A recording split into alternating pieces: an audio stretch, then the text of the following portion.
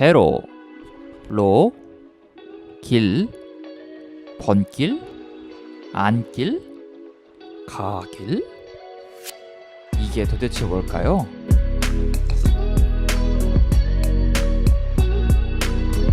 도로명 주소의 역사는 꽤 오래되었습니다. 1995년 계획이 수립되어 1997년 1차 시범 사업을 실시하였습니다. 그리고 2014년 전면 시행이 되어 사용률이 높아지고 실생활에서도 많이 정착되었습니다. 그런데 아직도 도로명 주소를 잘 모르는 분들이 많습니다.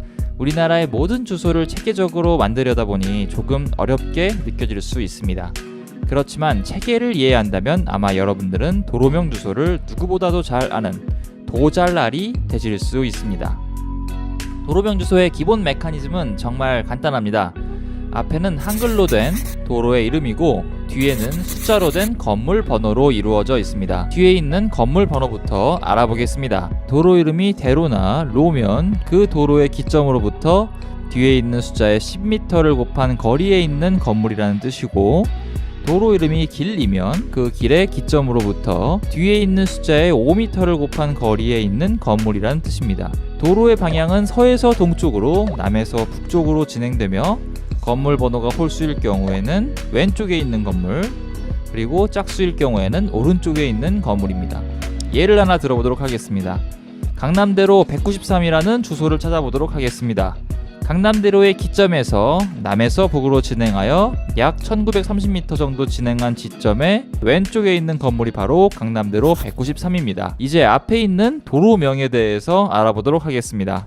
우선 도로명은 도로의 규모에 따라 세 가지로 나뉘는데, 왕복 8차로 이상 도로는 대로, 왕복 2에서 7차로 도로는 로, 로보다 작은 도로는 길이라고 합니다. 여기서 대로와 로는 고유의 이름을 붙입니다. 주로 행정구역이나 지명에서 유래된 이름을 붙이고 역사적인 인명 등 역사성을 부여한 이름을 붙이기도 합니다.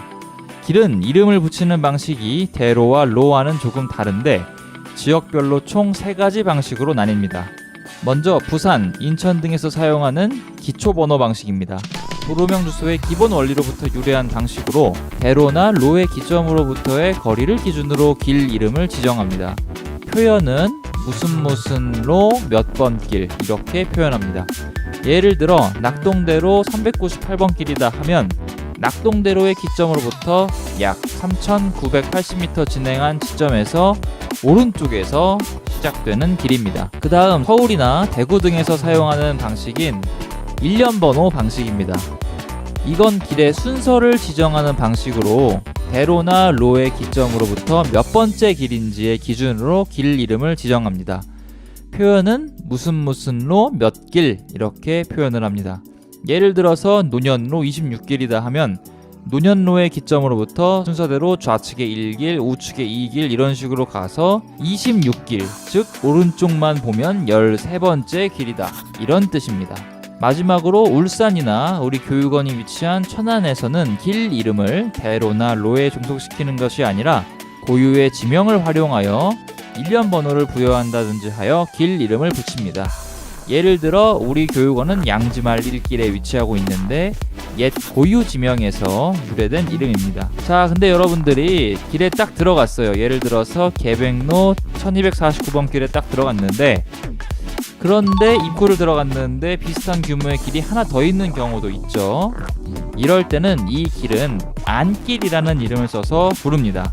계백로 1249번 안길 이렇게 간편하게 이름을 명명해서 직관적으로 알 수 있도록 합니다. 그런데 이런 안길이 여러 개인 경우도 있겠죠. 그럼 안길, 안안길, 안안안길 이렇게 할 수는 없으니 가길, 나길, 다길 이런 식으로 해서 오패산로 52 가길, 오패산로 52 나길, 오패산로 52 다길 이런 식으로 명명을 해서 이어갑니다.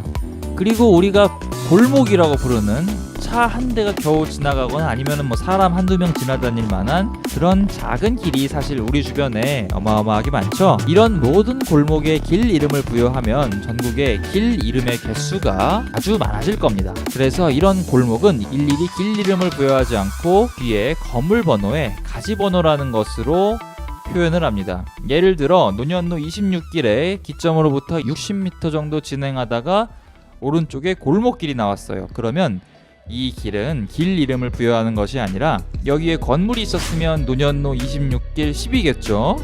그럼 이 골목의 건물 주소는 노년로 26길 12의 3, 노년로 26길 12의 4 이런 식으로 가지 번호를 이용해서 나타냅니다. 이런 가지 번호를 부여하는 경우는 하나 더 있습니다. 바로 하나의 기초 구간에 건물이 붙어 있는 경우인데요. 솔레일길 63에는 건물이 2개 있습니다. 두 번째 건물에게 65를 부여해주고 싶지만 만약 그렇게 되면 66과 길을 사이에 두기 때문에 혼란이 올 수 있겠군요. 이럴 때에도 솔레일길 63의 1 이렇게 가지 번호를 통해 나타내게 됩니다. 마지막으로 한 가지 중요한 점으로 도로명 주소의 올바른 표기법에 대해 알려드리겠습니다. 앞에 도로명은 항상 붙여서 표기하셔야 됩니다.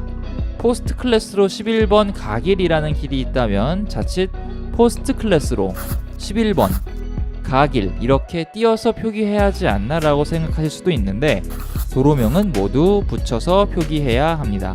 또한 도로명과 건물번호는 띄어서 표기합니다. 이것처럼 표기하지 않도록 유의해야겠지요. 마지막으로 동호수 등을 나타낼 때는 도로명 주소 뒤에 쉼표를 활용하여 표기합니다. 이렇게 올바른 표기법까지 알고 계신다면 우편물을 접수할 때 등 업무를 보시면서 혼란을 겪으실 일이 전혀 없으실 겁니다. 그럼 다음 시간에 뵙겠습니다. 안녕히 계세요.